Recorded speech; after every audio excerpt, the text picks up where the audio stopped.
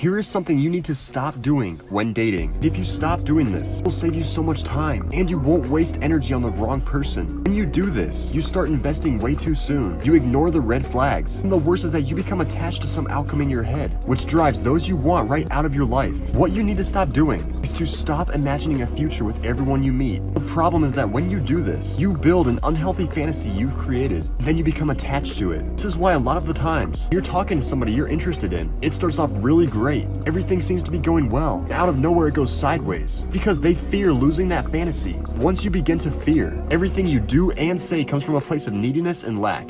Here's sneaky ways that a girl will test a guy's confidence level. And some of these tests are so sneaky that most men miss them and fail. If you want to be a far more attractive version of yourself, the type that's constantly chased by women, then you have to be able to recognize and pass these tests. 99% of women say they want a high-value man, and the #1 indicator of low status is lack of confidence. And one way she tests to see if you have low confidence is by giving you mixed signals. She may act like she likes you, then suddenly goes cold or distant. Most low-value men, they get a rush of confidence when an attractive girl shows interest, but then she throws a mixed signal in there just to see if you begin to chase or react when she pulls away. She's seeing if you crumble or stay confident. And one thing most men are surprised about is that it's a great thing that she's testing you, because the fact that she's probing your confidence means that she has attraction for you. This is exactly what you play on. You tease her that she must really be interested in you to be acting just like that. One thing to remember when dating is to never chase somebody who's not investing into you. You see this happening all of the time because our brains are naturally hardwired to chase that which pulls away from us. But you need to see the truth.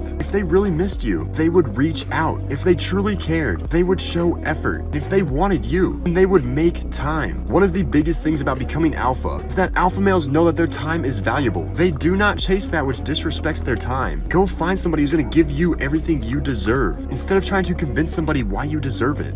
Here is how to tell if somebody likes you over text. And some people might disagree with this, but what you need to observe is not only the amount of emojis they send, but also the type of emoji. The more emojis they send, the more attracted they are to you. And this is because emojis are used to capture attention. So when somebody sends a lot of emojis, they are not only trying to capture your attention, they want to express themselves to you, which is a huge sign of interest. But if you keep on messaging them and they are replying with one-word answers, for example, good, nothing much, fine, okay, then realize the problem is them, it's not you. So quit wasting time and go talk to somebody else who will match your energy. Here's how to flirt with a girl over text plus examples. A lot of flirting over text is parallel to flirting in person. What is your goal to flirt over text? It is to get her in person. Some key pointers. Do not flirt much if you just met her. Focus on getting her out because it can come off as too strong too quickly. Let's go into some examples. First, use the power of emojis. Flirting is risk. It means that you will be teasing. Use them to soften the tease. Let's say you're having a fun disagreement. It tells you that anime is lame. Respond with something like this. Listen, I can't do this anymore.